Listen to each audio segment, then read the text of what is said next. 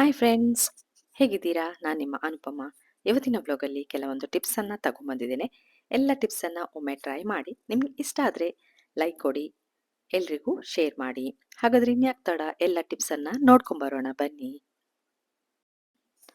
ನಾನು ಈ ವ್ಲಾಗಲ್ಲಿ ಪ್ಲಾಸ್ಟಿಕ್ ಬಾಟಲನ್ನು ಬಿಸಾಡಬೇಡಿ, ಅದರಿಂದ ಏನೆಲ್ಲ ಉಪಯೋಗಗಳಿದೆ ಅಂದರೆ ಅದನ್ನು ಯಾವ ರೀತಿ ಯೂಸ್ ಮಾಡ್ಬೋದು ಅಂತ ಹೇಳ್ತಾ ಇದ್ದೇನೆ.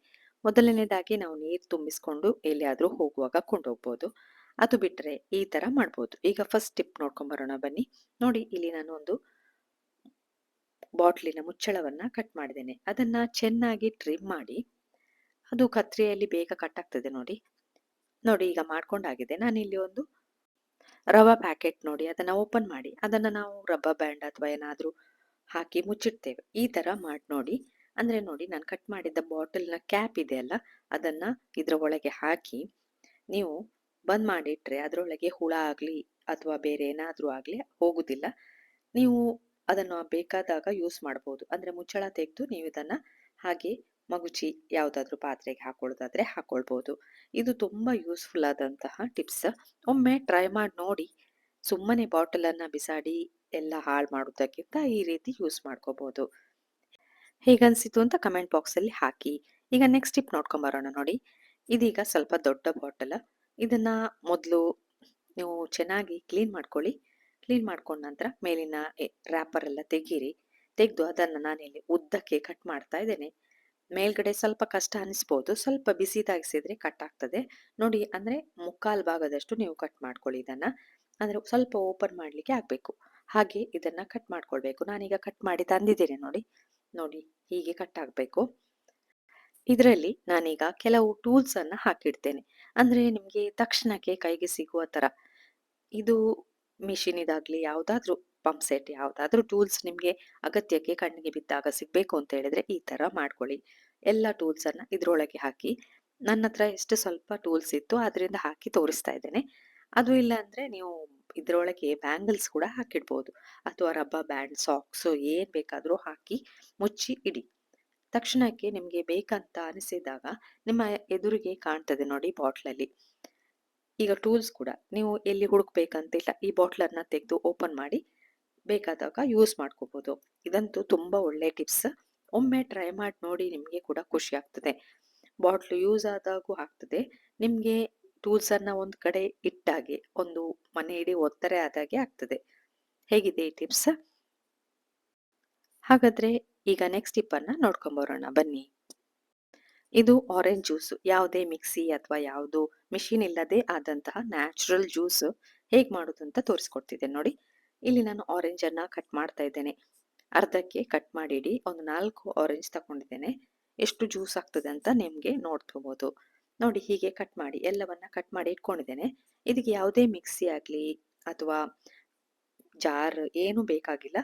ನೀವು ಒಂದು ಚಿಕ್ಕ ಬಾಟ್ಲಿನಿಂದ ಹೇಗೆ ಜ್ಯೂಸ್ ಮಾಡ್ಬೋದು ಅಂತ ನೋಡಿ.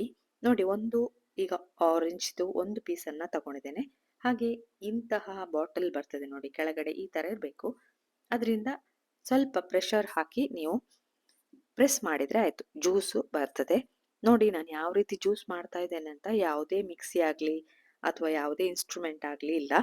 ಆರಾಮಾಗಿ ನೀವು ಇದನ್ನು ಜ್ಯೂಸ್ ಮಾಡ್ಕೋಬೋದು, ಅಥವಾ ಕರೆಂಟ್ ಹೋದಾಗ ಈ ಥರ ಮಾಡ್ಕೋಬೋದು ನೋಡಿ. ನಾನು ಎಲ್ಲದರ ಜ್ಯೂಸನ್ನು ತೆಗೆದು ತೋರಿಸ್ತೇನೆ ನಿಮಗೆ.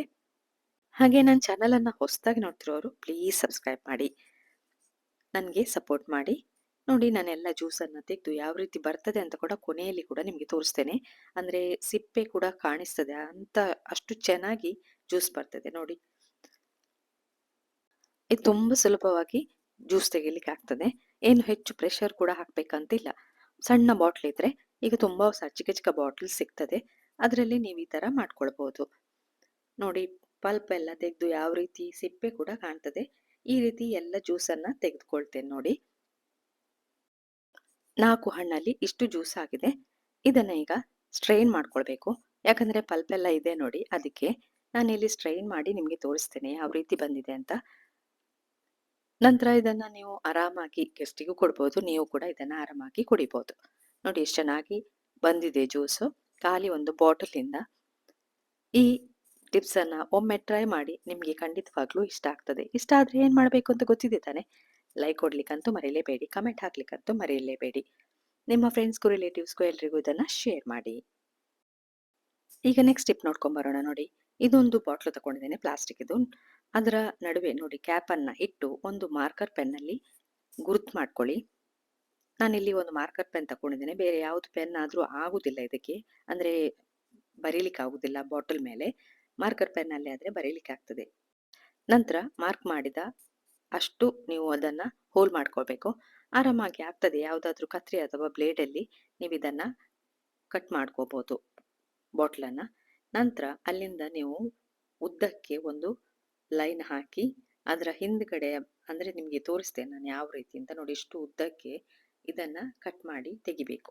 ಅಂದರೆ ಹಿಂದ್ಗಡೆ, ತೂತ್ ಮಾಡಿದ ಕಡೆ ಅಲ್ಲ, ಹಿಂದ್ಗಡೆ ನೋಡಿ ಈ ಥರ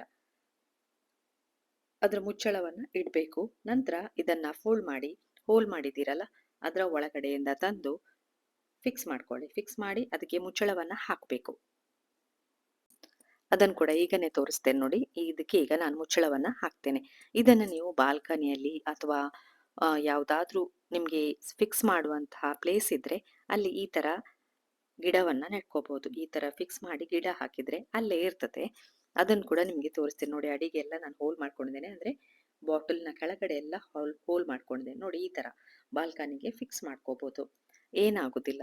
ಇದರಲ್ಲಿ ನೀವು ಗಿಡವನ್ನೆಲ್ಲ ನೆಡ್ಬೋದು. ನಾನಿಲ್ಲಿ ಮೆಣಸಿನ ಗಿಡ ನೆಟ್ಟಿದ್ದೇನೆ ನೋಡಿ. ಯಾವ ಥರ ಅಂತ ನನಗೆ, ಅಂದರೆ ಬಾಲ್ಕನಿಯಲ್ಲಿ ಹಾಕಲಿಕ್ಕೆ ಜಾಗ ಇರಲಿಲ್ಲ, ಅದಕ್ಕಾಗಿ ಈ ಥರದ್ದು ಒಂದು ರಾಡ್ನಲ್ಲಿ ಫಿಕ್ಸ್ ಮಾಡಿದ್ದೇನೆ. ಎಷ್ಟು ಯೂಸ್ಫುಲ್ ಆಗಿದೆ ಅಲ್ಲ. ಹಾಗಾದರೆ ನೆಕ್ಸ್ಟ್ ಸ್ಟೆಪ್ ನೋಡ್ಕೊಂಬರೋಣ ಬನ್ನಿ. ನನಗೆ ವೈಟ್ ಬಾಟ್ಲು ಸಿಕ್ಕಲಿಲ್ಲ, ಅದರಿಂದ ಈ ಬಾಟ್ಲನ್ನು ಯೂಸ್ ಮಾಡ್ತಾ ಇದ್ದೇನೆ ನೋಡಿ. ಅಷ್ಟನ್ನು ಮಾರ್ಕ್ ಮಾಡಿ ಅಷ್ಟನ್ನು ಕಟ್ ಮಾಡ್ತಾ ಇದ್ದೇನೆ ನಾನು. ಕಟ್ ಮಾಡಿ ಈಗ ಆಗಿದೆ. ಇದಕ್ಕೆ ಈಗ 2 ಹಗ್ಗವನ್ನು ಅಥವಾ ಏನಾದರೂ ನೀವು ಸರಿಗೆ ಏನಾದರೂ ಇದ್ದರೆ ಅದನ್ನು ಕೂಡ ಕಟ್ಬೋದು. ಇಲ್ಲಿ ನಾನು ಹಗ್ಗ ಹಾಕ್ಕೊಂಡಿದ್ದೇನೆ, ಅಂದರೆ ನೂಲನ್ನು ಕಟ್ಟಿದ್ದೇನೆ. ನೂಲನ್ನು ಕಟ್ಟಿ ಇದನ್ನು ಹಕ್ಕಿಗಳಿಗೆ ನೀರು ಕುಡಿಲಿಕ್ಕೆ ಅಂತ ಮಾಡಿಟ್ಟಿದ್ದೇನೆ. ಅದನ್ನು ಕೂಡ ನಿಮಗೆ ತೋರಿಸ್ತೇನೆ ಯಾವ ರೀತಿ ನಾನು ಗಿಡಕ್ಕೆ ಹಾಕಿ ಇಟ್ಟಿದ್ದೇನೆ ಅಂತ. ನೀರು ಹಾಕಿ ಯಾವಾಗಲೂ ಇಟ್ಟರೆ ಹಕ್ಕಿಗಳು ಬಂದು ಆರಾಮಾಗಿ ನೀರು ಕುಡಿದು ಹೋಗ್ತದೆ. ಎಷ್ಟು ಯೂಸ್ಫುಲ್ ಆಗಿದೆ ಅಲ್ಲ. ಒಂದು ಬಾಟಲ್ ಇದ್ದರೆ ಸುಮ್ಮನೆ ಅದನ್ನು ರೋಡಲ್ಲಿ ಬಿಸಾಡಿ ಅದನ್ನು ಅಲ್ಲಲ್ಲಿ ಅದು ಕರಗೋದು ಕೂಡ ಇಲ್ಲ ಭೂಮಿಯಲ್ಲಿ. ಈ ಥರ ಎಲ್ಲ ಮಾಡಿಕೊಂಡು ನಂತರ ಲೇಟಾಗಿ ನೀವು ಇದನ್ನು ಯೂಸ್ ಮಾಡಿ ಬಿಸಾಡ್ಬೋದು ನೋಡಿ. ಹಗ್ಗವನ್ನು ಅಲ್ಲಿ ಕಟ್ತಾ ಇದ್ದೇನೆ. ಕಟ್ಟಿ ನಾನು ಮರಕ್ಕೆ ನೇತಾಡ್ತೇನೆ, ಅಂದರೆ ನೇತು ಹಾಕ್ತೇನೆ ನೋಡಿ. ಎಷ್ಟು ಚೆನ್ನಾಗಿ ಕಾಣ್ತದೆ. ಹಕ್ಕಿಗಳಿಗೂ ಇಷ್ಟ ಆಗ್ತದೆ ಈ ಸೆಕೆಗೆ ನೀರು ಕುಡಿಲಿಕ್ಕೆ. ಅಥವಾ ಬಾಲ್ಕನಿಯಲ್ಲಿ ಕೂಡ ನೀವು ಇದನ್ನು ಹಾಕ್ಬೋದು. ಹೇಗಿದೆ ಐಡಿಯಾ? ನೀವು ಇನ್ನು ಮುಂದೆ ಪ್ಲಾಸ್ಟಿಕ್ ಬಾಟ್ಲನ್ನು ಬಿಸಾಡಬೇಡಿ, ಈ ಥರ ಯೂಸ್ ಮಾಡ್ಕೊಳ್ಳಿ. ಈ ಎಲ್ಲ ಟಿಪ್ಸನ್ನು ನೋಡಿದ್ರಲ್ಲ, ನಿಮ್ಗೆ ಏನು ಅನಿಸಿತ್ತು ಅಂತ ಕಮೆಂಟ್ ಬಾಕ್ಸಲ್ಲಿ ಹಾಕಿ. ಹಾಗೆ ಈ ವ್ಲಾಗನ್ನು ನಾನು ಇಲ್ಲಿಗೆ ಮುಗಿಸ್ತಾ ಇದ್ದೇನೆ. ಇನ್ನು ನಿಮಗೆ ಹೊಸ ವ್ಲಾಗ್ನೊಂದಿಗೆ ಸಿಗ್ತೇನೆ. ಪುರ್ಸೊತ್ತು ಮಾಡಿ ನೋಡಿದ್ದಕ್ಕೆ ಥ್ಯಾಂಕ್ ಯು.